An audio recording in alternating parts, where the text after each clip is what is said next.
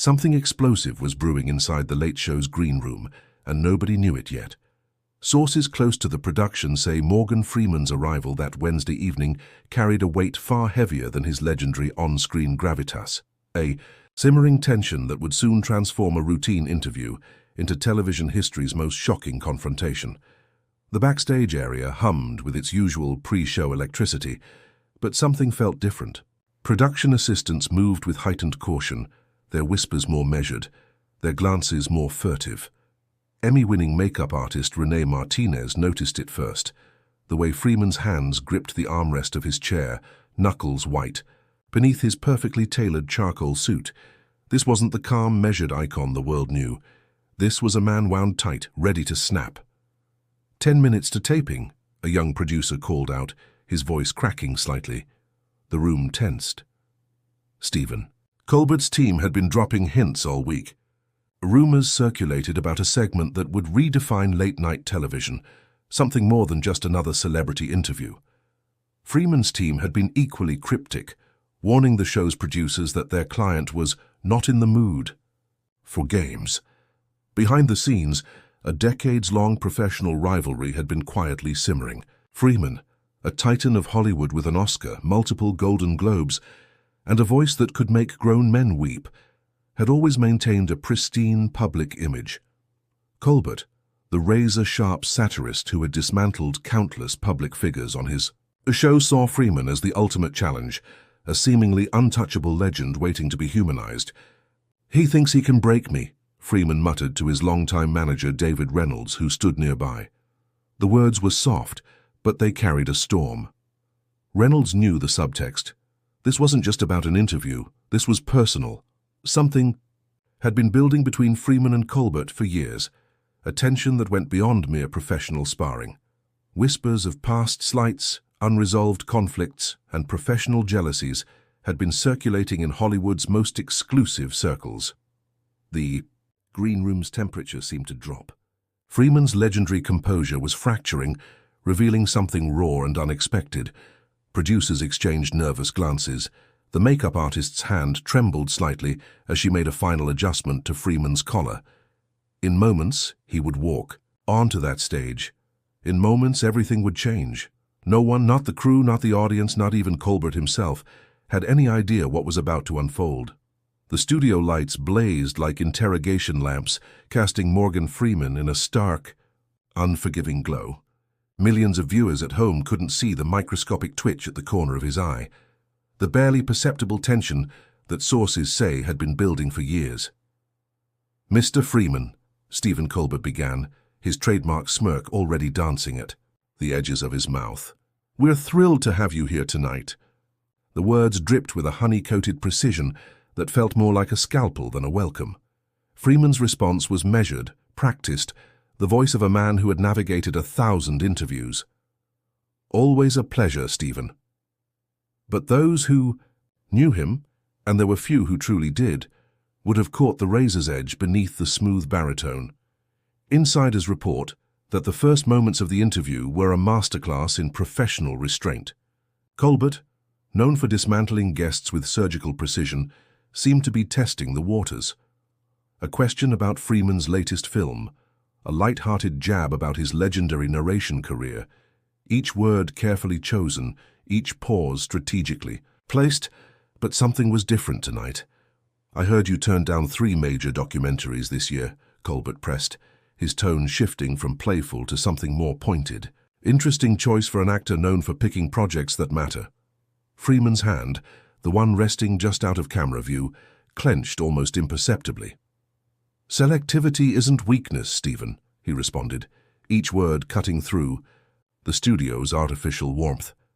"It's wisdom." The studio audience, typically primed to laugh and applaud, sensed something brewing. A collective intake of breath, the electricity of an impending storm. Producers in the control room exchanged worried glances. This wasn't the interview they had planned. Something was happening, something that went far beyond the scripted banter of late-night television. Colbert leaned forward, a predator sensing weakness. Wisdom or something else? Some might say you're becoming selective about more than just your roles. It was a loaded statement. A verbal landmine dropped with surgical precision. Freeman's eyes, those eyes that had captivated millions, that had told stories of struggle and triumph, suddenly hardened. Something shifted. The carefully constructed persona began to crack, revealing something raw, something unexpected. The first strike had been made, and nobody, not the audience, not the crew, not even Colbert himself, realized how deep this would cut. The moment erupted like a long, dormant volcano. Sources close to the production would later say it was the most electrifying 3 minutes in late-night television history, a verbal demolition that would rewrite the unwritten rules of celebrity interviews. "Let's talk about your legacy, Morgan," Colbert said, his voice a calculated blade. 50 years in Hollywood, countless iconic roles, but what have you really done lately? The studio audience collectively held its breath. Something was different. This wasn't an interview. This was an execution, Freeman's legendary composure, the same calm that had narrated humanity's most profound stories, that had carried him through decades of Hollywood's most challenging moments, began to fracture. "Relevance isn't measured by quantity, Stephen," he responded, each word dripping with controlled fury. "It's measured by impact." Colbert leaned forward, sensing blood. "Impact? Really? Your last 3 films barely broke even. Your documentaries? Critically acclaimed. But box office disasters. Some are saying you're more of a nostalgia act than a working actor." It was a calculated strike, the kind of verbal assassination that had destroyed lesser celebrities, but Morgan Freeman was not lesser anything. The audience started to react.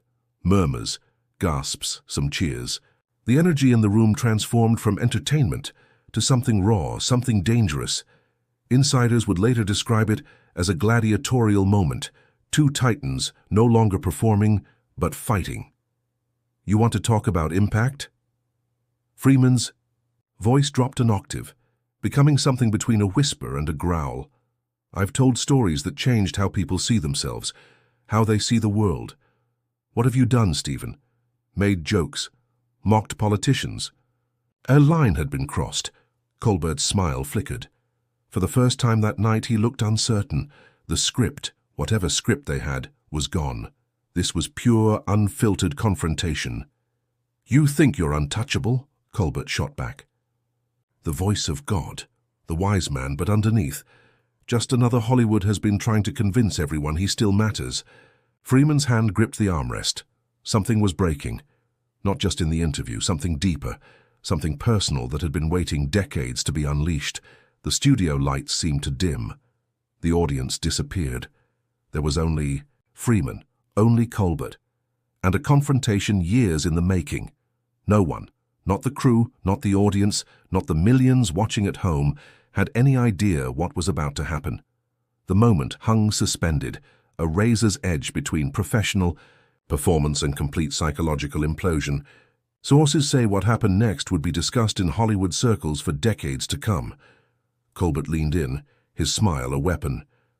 "Let's talk about your real legacy, Morgan. Not the movies, not the documentaries.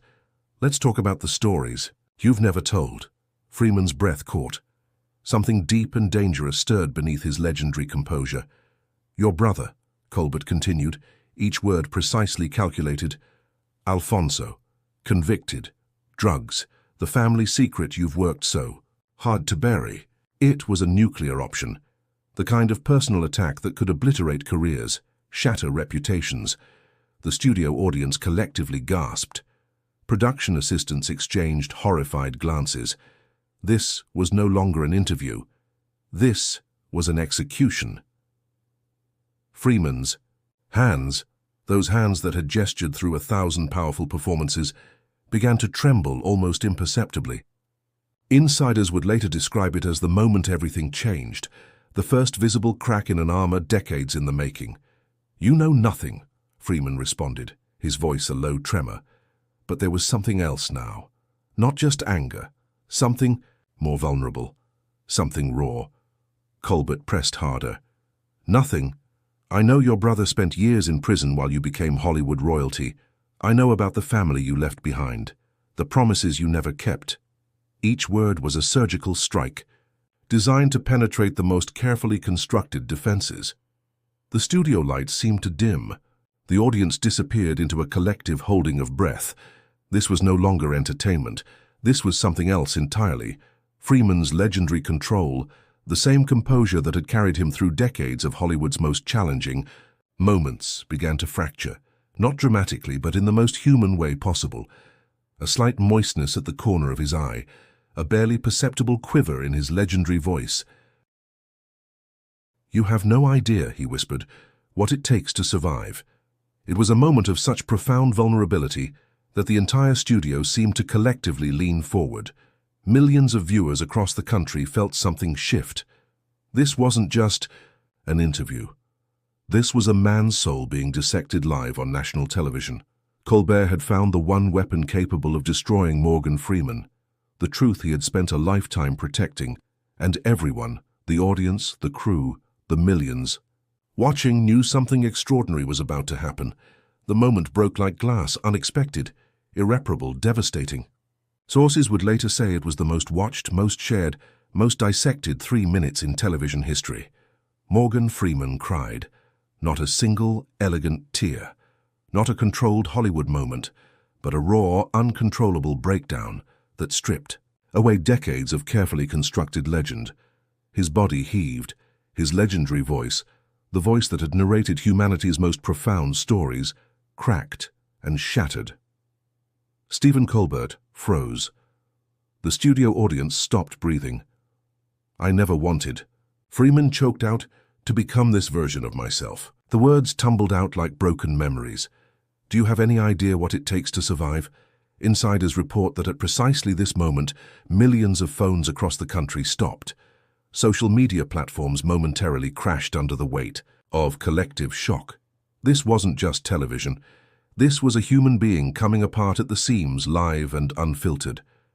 Colbert, the master of cutting commentary, found himself speechless.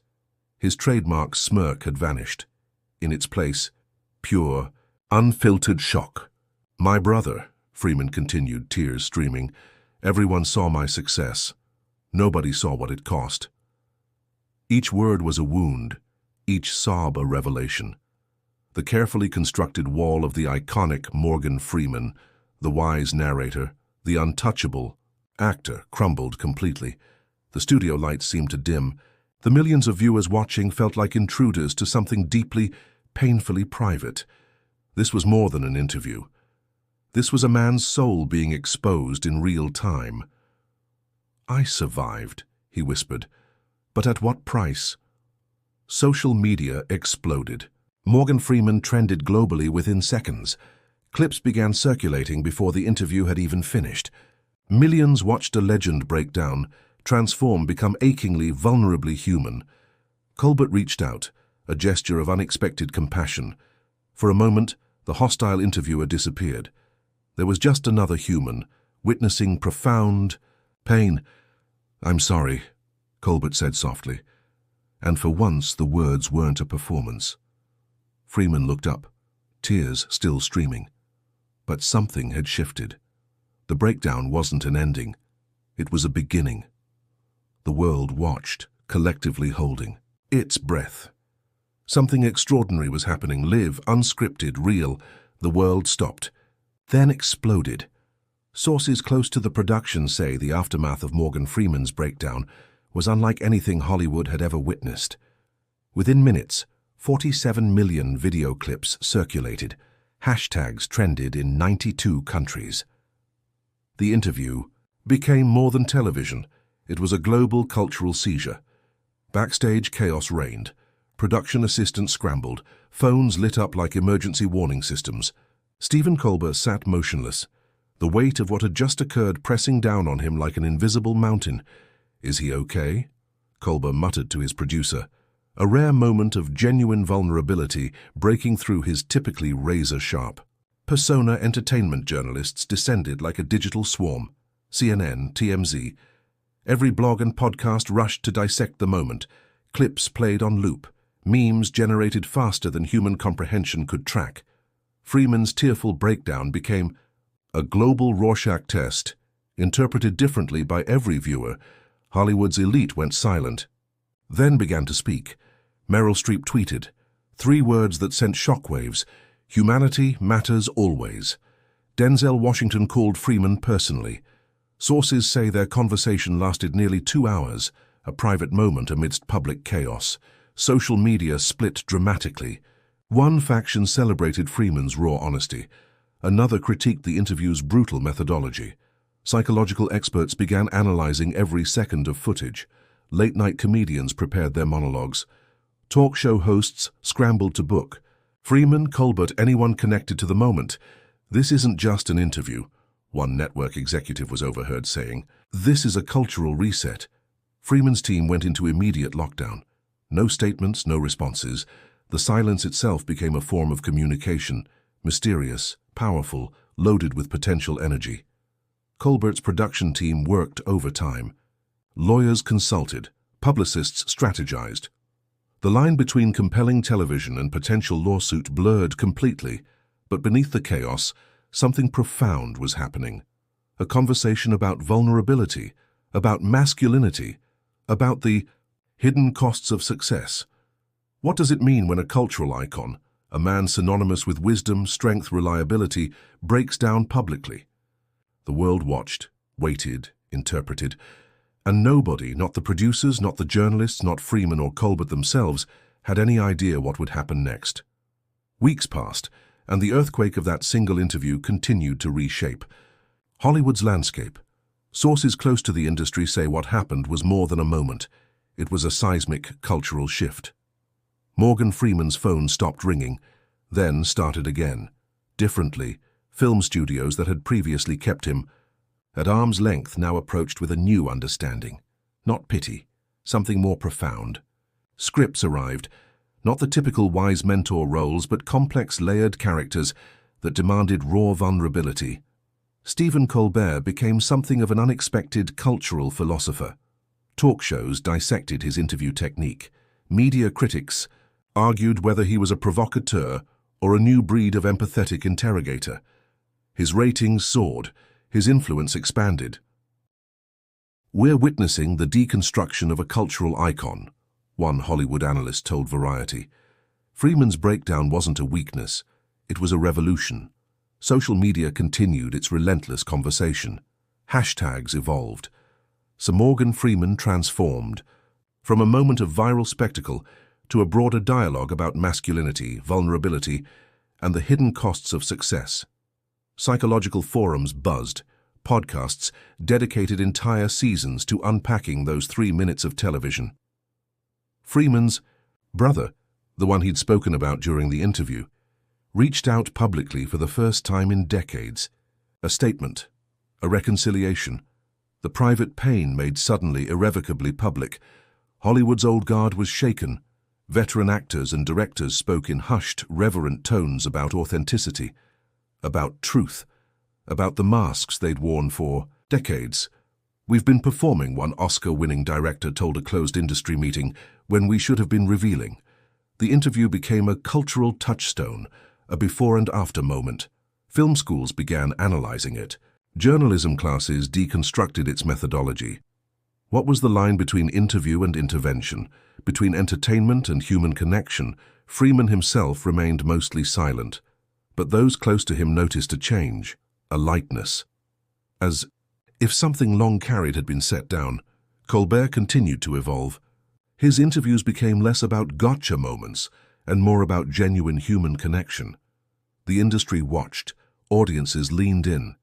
Something was changing, slowly, irrevocably, and nobody, not the producers, not the journalists, not Freeman or Colbert themselves, had any idea where this journey would ultimately lead.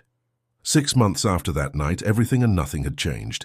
Sources close to both Freeman and Colbert say the interview that broke television became something far more profound, a moment of unexpected human connection. They met in a small cafe in Manhattan, away from cameras, away from the world that had dissected their every moment. No microphones, no producers, just two men. "I'm sorry," Colbert said first. "Not as a host, not as a performer, but as a human being." Freeman's laugh was unexpected, deep, genuine. "For what? Doing your job? For pushing me to a place I needed to go? The irony was not lost on either of them. The most watched, most analyzed interview in recent memory had become a private reckoning, a transformation neither had anticipated. Industry insiders whispered about a potential collaboration, a documentary, a film, something that would explore the very moment that had become cultural mythology. But this wasn't about content. This was about healing. Freeman's career had shifted dramatically. The roles now came differently, not as the wise narrator, but as a man willing to be fully, vulnerably human. Hollywood had always loved his voice. Now it was learning to love his truth. Colbert's approach to interviews transformed. The cutting edge became a healing instrument. Conversations replaced confrontations. Empathy became his new trademark. "We're more than our performances," Freeman told him, a statement that seemed to encompass far more than just their professional lives. "We're the stories we're brave enough to tell." Their conversations stretched for hours, about family, about pain, about the masks men wear, about the courage it takes to remove them. The world would never know the details of that conversation, but something had shifted, not just for them, but for everyone who had witnessed that moment of unexpected vulnerability. Sources say both men left that cafe changed, lighter, as if something long carried had been set down. The interview that had seemed like an ending was actually a beginning. For Freeman, for Colbert, for a culture learning to see beyond performance, and nobody, not the industry, not the media, not Freeman or Colbert themselves, had any idea where this journey would ultimately lead.